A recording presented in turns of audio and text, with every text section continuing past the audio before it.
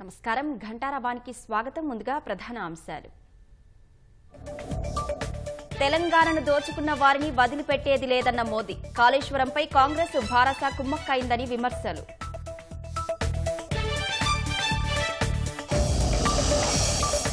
కాంగ్రెస్ అగ్రనేతలతో ఢిల్లీలో ముఖ్యమంత్రి రేవంత్ రెడ్డి భేటీ. రాజకీయ పరిణామాలు, అభ్యర్థుల ఎంపికపై సమాలోచన.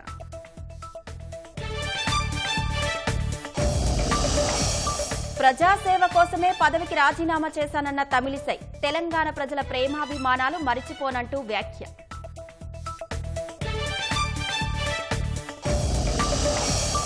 కేసీఆర్ సమక్షంలో భరోసా గూటికి ఆర్ఎస్ ప్రవీణ్ కుమార్. ప్రత్యేక పరిస్థితుల్లో చేరుతున్నట్లు ప్రకటన.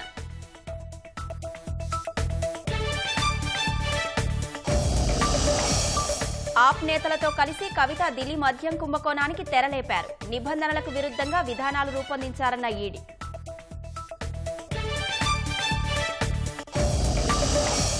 పాలమూరు రంగారెడ్డి డీపీఆర్పై కేంద్రం స్పష్టత. కృష్ణా జలాల వాట తేల్చే వరకు ఆమోదించలేమని వెల్లడి.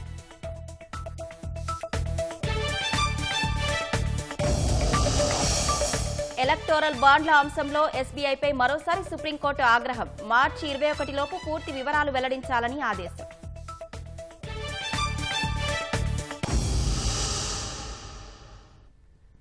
తెలంగాణను దోచుకున్న వారిని వదిలిపెట్టేది లేదని, ఇది మోదీ గ్యారంటీ అని ప్రధానమంత్రి హెచ్చరించారు. తనను తాను భరతమాత పూజారిగా అభివర్ణించుకున్న మోదీ శక్తి నాశనం చేస్తామంటున్న వారి నుంచి దేశాన్ని రక్షించేందుకు అవసరమైతే ప్రాణాలు వదిలేస్తానని చెప్పారు.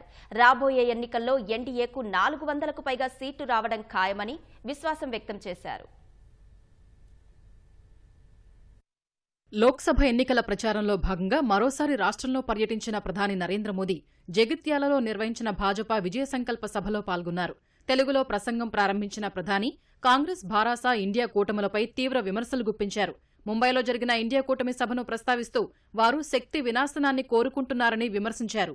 मैं भारत मां का पुजारी हूं, मैं आप शक्ति स्वरूपा सब माता बहन बेटियों का भी पुजारी हूं और जिन्होंने कल शिवाजी पार्क में इंडिया अलायंस ने अपना घोषणा पत्र शक्ति को खत्म करने के लिए किया है, मैं इस चुनौती को स्वीकार करता हूं और मैं इन शक्ति स्वरूपा माताओं बहनों की रक्षा के लिए जान की बाजी लगा दूंगा, जीवन खपा दूंगा। क्या भारत की धरती पर कोई शक्ति के विनाश की बात कर सकता है? क्या शक्ति का विनाश हमें मंजूर है?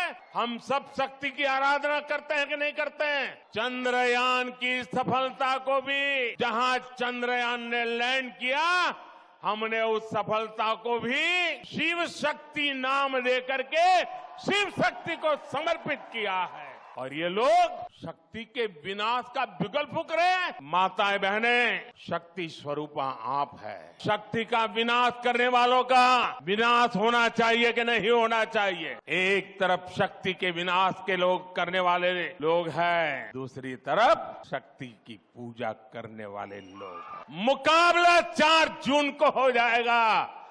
कौन शक्ति का विनाश कर सकता है और कौन शक्ति के आशीर्वाद प्राप्त कर सकता है, इसका मुकाबला 4 जून को हो जाएगा. తెలంగాణలో గత భారాస పాలన, ప్రస్తుత కాంగ్రెస్ పాలనపై విమర్శలు గుప్పించిన మోదీ తెలంగాణ ఆశల్ని కాంగ్రెస్ నాశనం చేస్తే భారాస తీరని ద్రోహం చేసిందని మండిపడ్డారు. కాళేశ్వరం ప్రాజెక్టు విషయంలో కాంగ్రెస్ భారాస కుమ్మక్కైనట్టు మోదీ ఆరోపించారు. बीआरएस ने तेलंगाना को जम करके लूटा है और अब कांग्रेस ने तेलंगाना को अपना एटीएम स्टेट बना लिया है। तेलंगाना से लूटा गया ये पैसा दिल्ली तक जाता है। आज बीआरएस के घोटालों पर कांग्रेस की बोलती बंद हो गई है। कालेश्वरम स्कैम के अरबों रुपए कहां चले गए? कांग्रेस में कोई इसका जवाब नहीं मांग रहा है। दोनों एक दूसरे को बचा रहे हैं, दोनों एक दूसरे की जम करके मदद कर रहे हैं। बीआरएस और कांग्रेस वो एक दूसरे के लिए चाहे कितनी भी कवर फायर कर लें, इनकी एक एक लूट का हिसाब होता रहेगा। मोदी तेलंगाना के लोगों को गारंटी देता है कि तेलंगाना को लूटने वालों को छोड़ेगा नहीं। ये मोदी की गारंटी है। ఇది మోదీ గ్యారంటీ। ఢిల్లీ మద్యం కేసులో భారాస నేతలు అవినీతికి పాల్పడ్డారని ప్రధాని మండిపడ్డారు. దేశంలో ఏ దోపిడీని పరిశీలించినా దాని వెనుక కుటుంబ పార్టీలే ఉన్నాయని వ్యాఖ్యానించారు. देश में जितने भी बड़े घोटाले हुए हैं उनके पीछे कोई न कोई परिवारवादी पार्टी ही मिलेगी। इसी परिवारवादी भ्रष्टाचार का शिकार हमारा तेलंगाना भी हुआ है। परिवारवादी बीआरएस ने प्रदेश में कालेश्वरम घोटाला किया है। दिल्ली में हुए लीकर स्कैम में भी कट कमीशन खा लिया। इसलिए कांग्रेस हो या बीआरएस, इनसे जितना बचेंगे, उनको जितना दूर रखेंगे, वही इसकी दवाई है। इसलिए 13 मई को आपको वोटिंग के दिन याद रखना है, बीजेपी को जिताना है। आप तेलंगाना में बीजेपी को जितनी ज्यादा सीटें देंगे उतनी ही मेरी ऊर्जा बढ़ेगी। 4 వందలు దాటాలి। बीजेपीకి ఓటు వేయాలి। రానున్న లోక్సభ ఎన్నికల్లో కాంగ్రెస్ భారాస పార్టీలకు తగిన బుద్ధి చెప్పాలని ప్రధాని మోదీ పిలుపునిచ్చారు.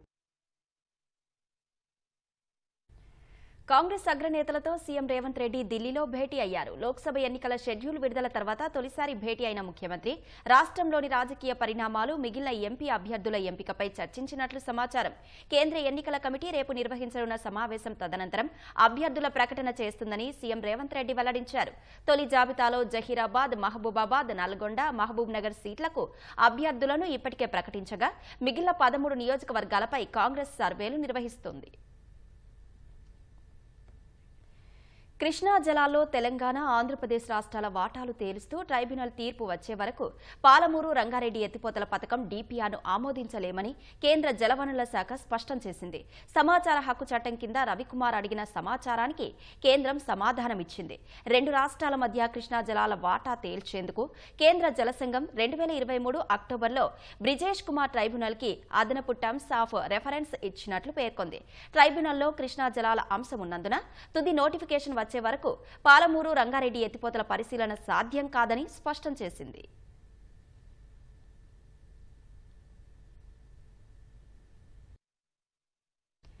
గవర్నర్ తమిళిసై సౌందరరాజన్ తన పదవికి రాజీనామా చేశారు. రాష్ట్ర గవర్నర్ సహా అదనపు బాధ్యతల్లో ఉన్న పుదుచ్చేరి లెఫ్టినెంట్ గవర్నర్ పదవికి రాజీనామా చేశారు. వచ్చే లోక్సభ ఎన్నికల్లో భాజపా నుంచి పోటీ చేసేందుకే తమిళిసై గవర్నర్ పదవులకు రాజీనామా చేసినట్లు తెలుస్తోంది. ఈ మేరకు రాజీనామా లేఖను రాష్ట్రపతి ద్రౌపది ముర్ముకు పంపారు. రాష్ట్ర పర్యటనకు వచ్చిన ప్రధాని మోదీతో సమావేశమైన తమిళిసై అనంతరం రాజీనామా చేశారు. తమిళనాడుకు చెందిన ఆమె 2019 సెప్టెంబర్ 8న రాష్ట్రానికి గవర్నర్గా వచ్చారు. 2021 ఫిబ్రవరి 18 నుంచి పుదుచ్చేరి లెఫ్టినెంట్ గవర్నర్గా అదనపు బాధ్యతలు చేపట్టారు. గతంలో తమిళనాడు భాజపా అధ్యక్షురాలిగా పనిచేసిన తమిళిసై 2019 ఎన్నికల్లో తూతుకుడి నుంచి లోక్సభకు పోటీ చేశారు. ఆ ఎన్నికల్లో డీఎంకే అభ్యర్థి కనిమొళి చేతిలో ఓటమి పాలయ్యారు. తెలంగాణ ప్రజలు తనపై చూపిన ప్రేమకు ఎప్పటికీ రుణపడి ఉంటానని తమిళిసై తెలిపారు. Very unhappy to leave the Telangana people, and I thank each and everyone, my brothers and sisters, elders of Telangana, and I will be always in touch with you. Telangana days are very, very memorable for me. I really thank them for the love and affection shown on me. Your sister, ever. But I am happy to, I am returning for the service of the people. Chevella MP Ranjith Reddy, Jithender Reddy party మారడం వెనుక 100 కోట్లు చేతులు మారుతున్నాయని మాజీ MLA Raghunandan Rao ఆరోపించారు. ఆ డబ్బులతో లోక్సభ ఎన్నికల్లో కాంగ్రెస్ పార్టీకి ఫండింగ్ చేయబోతున్నారని ఆరోపించారు. నాంపల్లిలోని భాజపా కార్యాలయంలో మాట్లాడిన రఘునందన్ రావు ఈ వ్యవహారంపై కేంద్ర దర్యాప్తు సంస్థలకు ఫిర్యాదు చేయనున్నట్లు తెలిపారు. కాంగ్రెస్ పార్టీలోకి ఏ నిర్మాణ కంపెనీకి లాభం చేకూర్చేందుకే వెళ్లారని ప్రశ్నించారు. మీరు ఏ రాజకీయ ప్రయోజనాలు ఆశించి, ఏ ఆర్థిక ప్రయోజనాలు ఆశించి మీరిద్దరూ కలిసి కాంగ్రెస్ పార్టీలకు పోయి రేపు మల్కాజ్గిరి పార్లమెంట్ కి ఎంత ఖర్చు పెడతామని మాట ఇచ్చిండ్రు, చేవేళ్ల పార్లమెంట్ కి ఎంత ఖర్చు పెడతామని ఇచ్చిండ్రు, నాలాంటి మెదక్ పార్లమెంట్ కి, జహీరాబాద్ పార్లమెంట్ కి ఎన్నెన్ని డబ్బులు పంపిస్తున్నారు పార్టీ పరంగా, ఇవన్నీ కూడా ప్రజల ముందు ఉంచడానికి మేమేం వెనకాడదలుచుకోలేదు. దీని వెనుకాల 100 కోట్ల రూపాయల చేతులు మారుతున్నాయి. ఆ 100 కోట్ల రూపాయలు వీరి వ్యాపార ప్రయోజనాలకు వాడుకొని వాటిని తీసుకొచ్చి ఈ రోజు కాంగ్రెస్ పార్టీ నుంచి పోటీ చేస్తున్నటువంటి పార్లమెంట్ అభ్యర్థులకి ఈ డబ్బుల్ని డిస్ట్రిబ్యూట్ చేసేటువంటి కార్యక్రమాన్ని ప్రారంభించబోతున్నారు. దీని మీద మాకు స్పష్టమైన సమాచారం ఉంది కాబట్టి ఈ కంపెనీల మీద 100% 2-3 రోజులలో రాతపూర్వకమైనటువంటి కంప్లైంట్ ని ఈ దేశంలో ఆర్థిక నేరాలను ఇన్వెస్టిగేట్ చేసేటువంటి ఈడీకి, ఐటీకి, ఇతర ఏజెన్సీ కూడా ఇస్తాం. పాలమూరు బిడ్డ అంటూ ముఖ్యమంత్రి రేవంత్ రెడ్డి పొగుడుతూనే సుతిమెత్తగా హెచ్చరిస్తున్నారని విశ్రాంత ఐపీఎస్ అధికారి ఆర్ఎస్ ప్రవీణ్ కుమార్ అన్నారు. తెలంగాణ భవన్ నుంచి అనుచరులతో కలిసి ఎర్రవల్లి వరకు ర్యాలీగా వెళ్లిన ప్రవీణ్ కుమార్ కేసీఆర్ సమక్షంలో భారాసలో చేరారు. కేసీఆర్ నాయకత్వంలో పనిచేసే అవకాశం రావటం చాలా ఆనందంగా ఉందన్న ప్రవీణ్ కుమార్ ప్రత్యేక పరిస్థితుల్లో గులాబీ పార్టీలో చేరుతున్నట్లు చెప్పారు. బహుజనవాదం, తెలంగాణవాదం రెండూ ఒక్కటైతే తెలంగాణ రాష్ట్రం బలపడుతుందన్నారు. తాను అమ్ముడుపోతే అధికార పార్టీలో ఉండేవాడినని సోషల్ మీడియాలో వచ్చే దుష్ప్రచారం నమ్మొద్దన్నారు. వచ్చే పార్లమెంటు ఎన్నికల్లో భారస విజయ దుందుబి మోగించాలని ఆకాంక్షించారు. సంతోషం వస్తే ఉబ్బడం, బాధ వస్తే కుంగిపోవడం తెలంగాణ ప్రజల క్యారెక్టర్ అన్న కేసీఆర్ కొన్ని వందల అనుభవాలు తెలంగాణ ఉద్యమంలో తనకు ఎదురయ్యాయన్నారు. ఆంధ్రపాలలో ఎన్నో విషయాలలో కమిలిపోయే వాళ్లమని గుర్తు చేశారు. భారాస నుంచి గెలిచి కాంగ్రెస్ కండువా కప్పుకున్న ఖైరతాబాద్ ఎమ్మెల్యే దానం నాగేందర్పై వేటు వేయాలని సభాపతికి ఆ పార్టీ నేతలు ఫిర్యాదు చేశారు.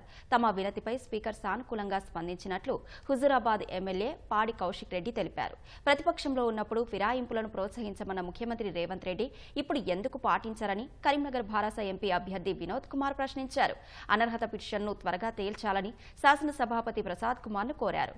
గేట్లు మీరే కాదు మేము తెరవగలమని, మేము గేట్లు తెరిస్తే మీ పార్టీ గల్లంతే అంటూ కాంగ్రెస్ పై భారస నేతలు విమర్శనాస్త్రాలు సంధించారు.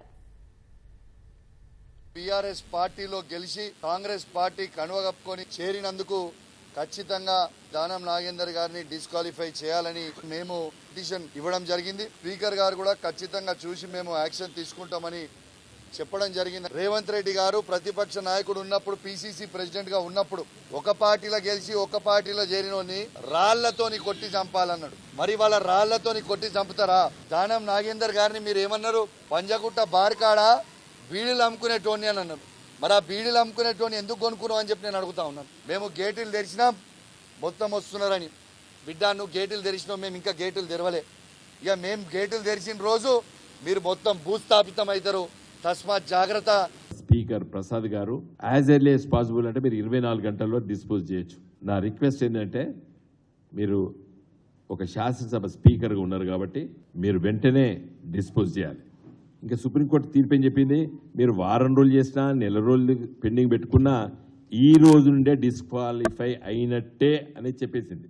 ఇలా దానం నాగేందర్ గారు నిన్న కండవా కప్పుకున్నారు కాబట్టి నిన్నటి నుండే ఆయన డిస్క్వాలిఫై. చట్ట ప్రకారంగా ఆయనకు జీతభత్యాలు ఇవన్నీ ఏం రావు. స్పీకర్ గారు వారం రోజులకు చేస్తారా, 10 రోజులకు చేస్తారా, 20 రోజులకు చేస్తారా, లేదా 24 గంటల్లో చేస్తారా? ఆయన discretion power.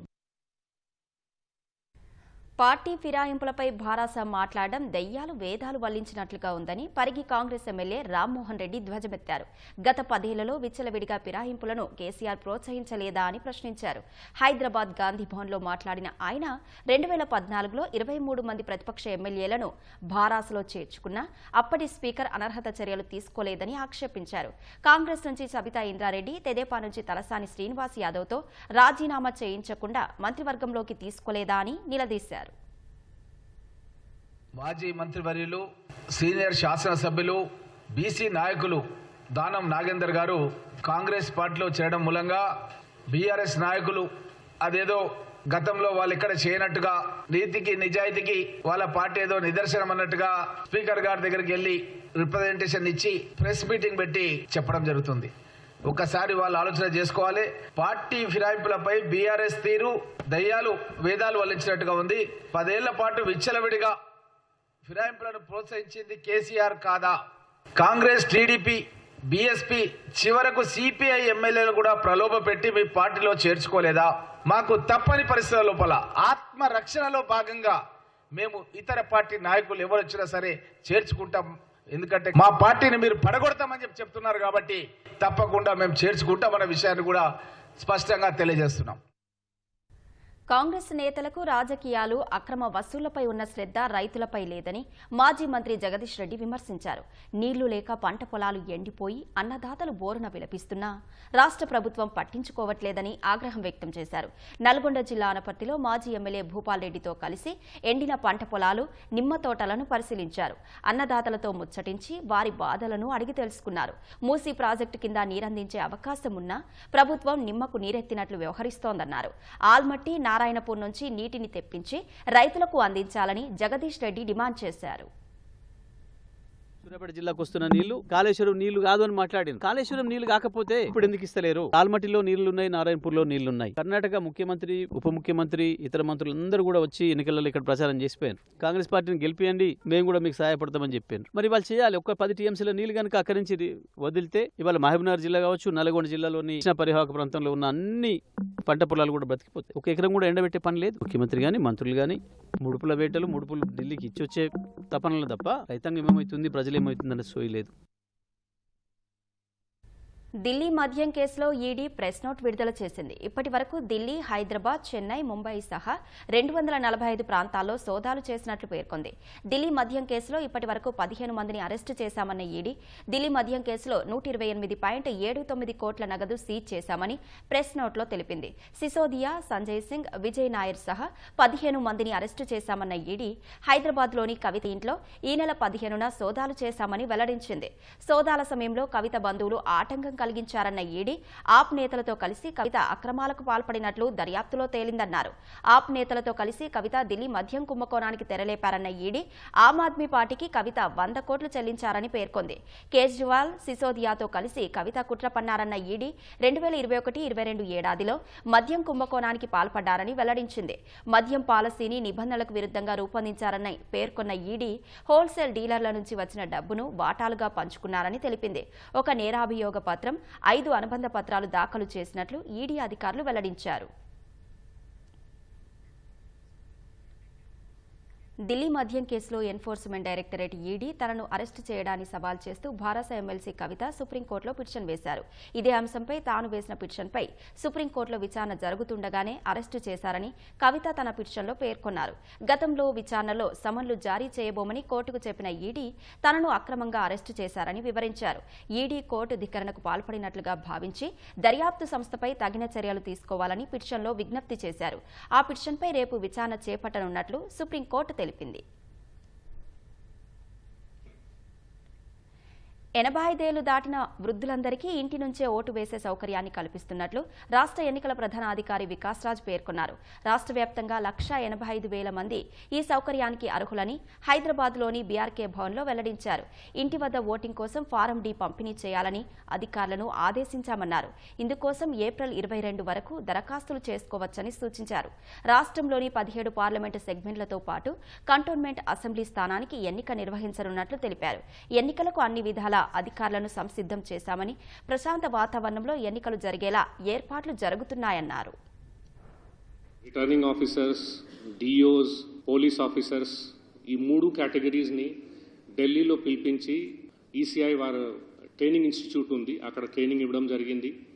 EROs, assistant EROs, AEROs, AROs, DLMTs, assistant expenditure observers, EVM nodal officers, IT staff వాళ్ళందరినీ స్టేట్ లెవెల్లో ట్రైనింగ్ ఇవ్వడం జరిగింది. తర్వాత డిస్ట్రిక్ట్ లెవెల్లో ఫర్దర్ ట్రైనింగ్ బిఎల్ఓస్కి, తర్వాత సెక్టర్ ఆఫీసర్స్కి, ఈవీఎం మేనేజ్మెంట్ స్టాఫ్కి, ఐటీ స్టాఫ్కి, ఎలక్షన్ కంట్రోల్ రూమ్ స్టాఫ్కి, expenditure monitoring teams, MCC teams, nodal officers అందరినీ ట్రైనింగ్ ఇవ్వడం జరిగింది.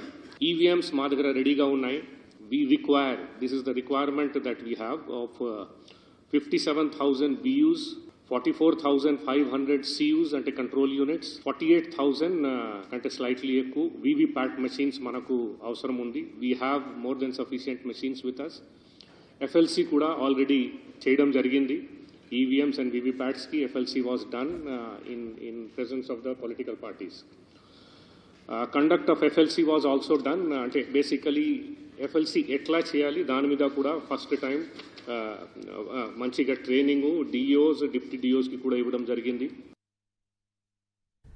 ఆఫీస్ సబార్డినేట్ నియామకాల్లో జరిగిన తప్పిదాలపై సమగ్ర విచారణ జరిపించాలని ఎంపికైన అభ్యర్థులు రాష్ట్ర ప్రభుత్వం హైకోర్టును కోరారు.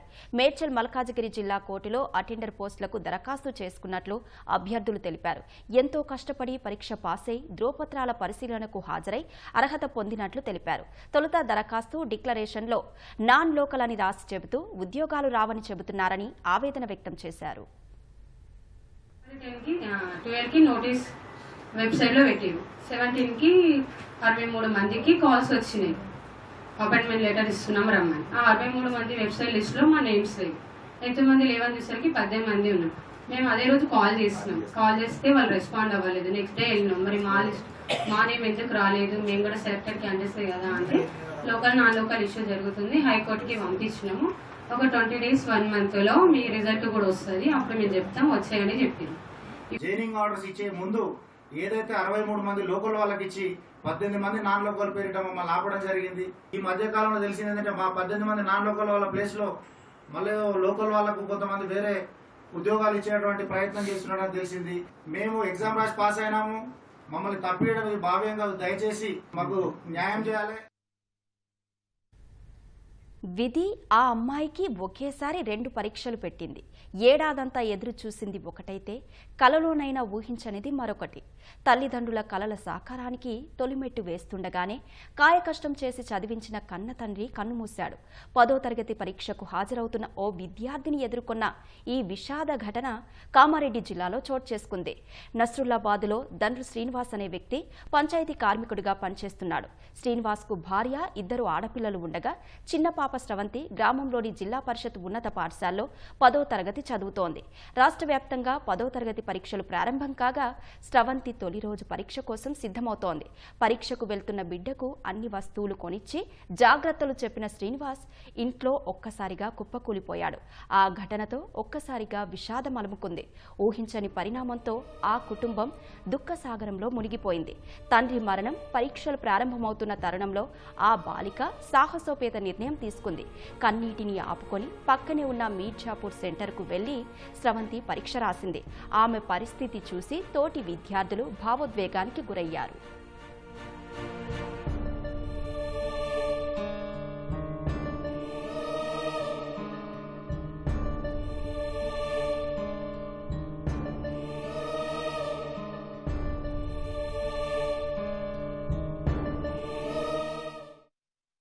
దేశంలో సార్వత్రిక ఎన్నికలకు ముందు కేంద్ర ఎన్నికల సంఘం కీలక నిర్ణయం తీసుకుంది. పలు రాష్ట్రాల్లో అధికారులను తొలగిస్తూ ఉత్తర్వులు జారీ చేసింది.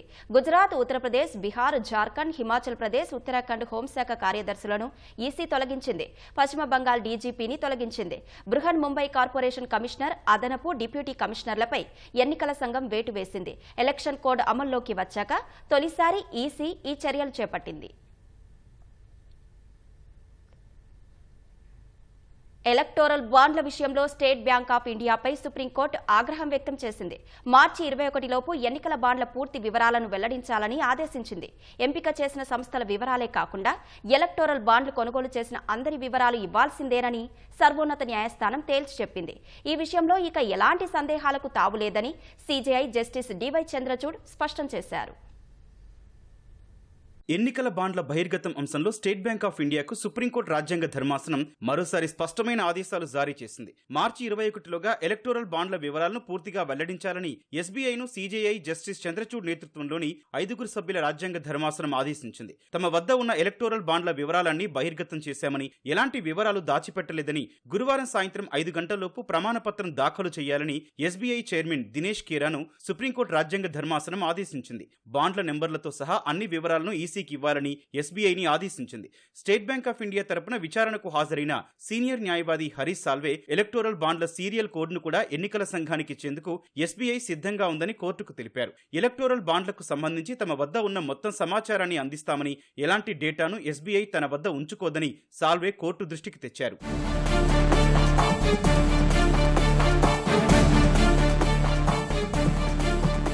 గతంలో తామిచ్చిన ఆదేశాల ప్రకారం ఎన్నికల బాండ్ల నంబర్లను కేంద్ర ఎన్నికల సంఘానికి ఇవ్వకపోవడంపై సుప్రీంకోర్టు ఆగ్రహం వ్యక్తం చేసింది. బాండ్ల విషయంలో ఎస్బీఐ సెలెక్టివ్ గా ఉండకూడదని, దీనికి సంబంధించి ప్రతి సమాచారం బయటకు రావాలని తేల్చి చెప్పింది.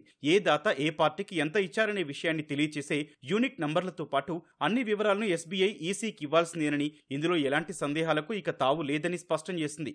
ఎస్బీఐ నుంచి పూర్తి వివరాలు అందిన వెంటనే వాటిని ఎన్నికల సంఘం తమ వెబ్సైట్లో అప్లోడ్ చేయాలని ఆదేశించింది. ఎన్నికల బాండ్లను బహిర్గతం చేయడం ఎస్బీఐ విధి అని రాజ్యాంగ ధర్మాసనం వ్యాఖ్యానించింది.